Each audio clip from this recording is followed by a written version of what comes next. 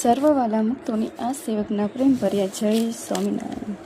વૈષ્ણવમૂળ ગઢડા પ્રથમનું 62મું સત્ય શોચાદિક ગુણ આવ્યાનું સાર. જેને મહાત્મા સહિત નિશ્ચયરૂપી ભગવાનની સંબંધ થાય છે તેની વિશે ભગવાન સર્વે ગુણ આવે છે. બીજું, ભક્તના દ્રોહે કરીને ભગવાનનો દ્રોહ થાય છે તેને તે દ્રોહના કરનારું અતિ ભૂંડું થાય છે. ત્રીજું, કેડે જેવા જીવને પણ દુભવવો નહીં એ જ નિર્માણી સાધુનો ધર્મ છે. સ્વામિનારાયણ હરે.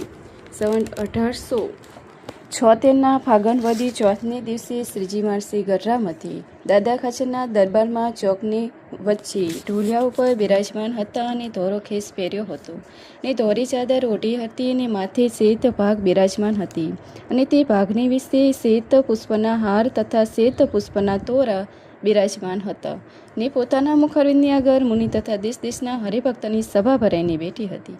પછી સ્વય પ્રકાશાનંદ સ્વામીએ પૂછ્યું, જે શ્રીમદ ભાગવતમાં કહ્યું જે સત્ય શ્રોત દયા શ્રાંતિ ઇત્યાદિ જે 1940 કલ્યાણકારી ગુણ ને ભગવાનના સ્વરૂપને વિશે નિરંતર રહે છે એ ગુણ સંતને વિશે કઈ રીતે આવે છે?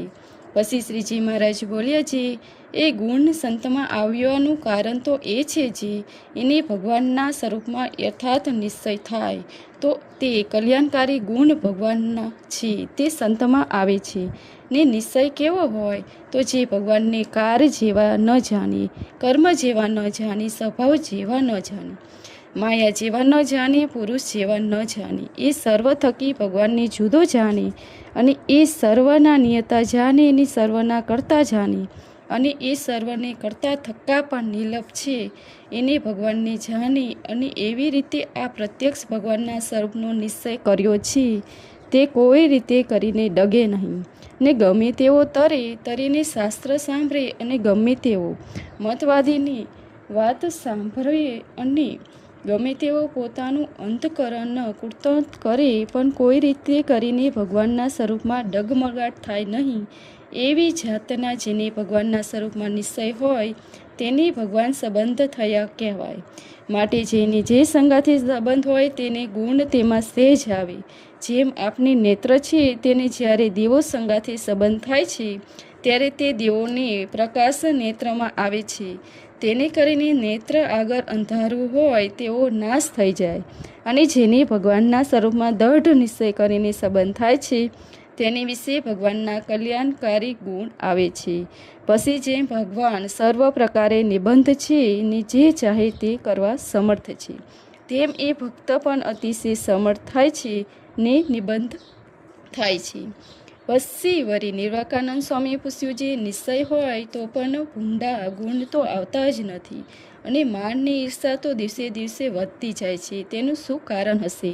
પછી શ્રીજી મહારાજ બોલ્યા, જે ભગવાન પાસે એક અમૃત લાવીને એની સિંગડીએ વત્સક નાગ લાવીને અને દૂધપાક અને સાકર લાવીને એને અફીણ લાવીને એ સર્વના ભગવાન થાળમાં કરીને તો પણ જેનો જેવો ગુણ હોય તેને તેવો ને તેવો જ રહે પણ પલટાઈ જાય નહીં. તેમજ જીવ આસુરીને અતિ કુપાત્ર હોય ને ભગવાનની સમીપ આવે તોય પણ પોતાના સ્વભાવને મૂકે નહીં. પછી કોઈ ગરીબ હરિભક્તોનો દ્રોહ કરે કે તેને કરીને એનું ભૂંડું થાય શા માટે? જે ભગવાન સર્વના અંતર્યામી રૂપે કરીને રહ્યા છે તે પોતાના ઈચ્છા આવે ત્યાં તેટલી સામર્થ્ય જણાય છે. માટે ભક્ત અપમાન કરીને તે ભગવાનનું અપમાન થાય છે ત્યારે તે અપમાન કરનારનું અતિ ભૂંડું થઈ જાય છે.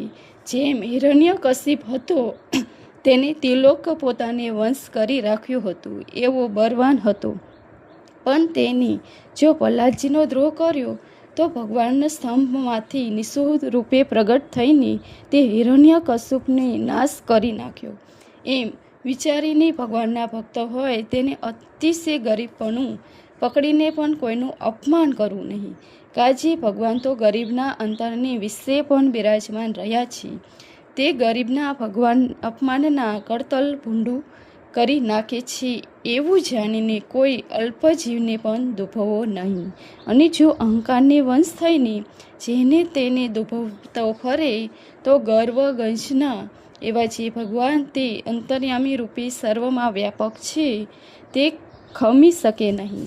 પછી ગમે તે દ્વારે પ્રગટ થઈને એ અપમાનની પુરુષના અભિમાન સારું પેઠે નાશ કરે છે. તે માટે તો ભગવાનને કરીને જે સાધુ હોય તેને લેશ માત્ર અભિમાન રાખવું નહીં અને એક કીડી જેવા જીવને પણ દુભવો નહીં. એ જ નિર્માણી સાધુનો ધર્મ જ છે. ઇતિ વૈશ્રમુડ ગઢડા પ્રથમનું 62મું પૂરું થયું. જય Swaminarayan. Like, share or subscribe. Thank you.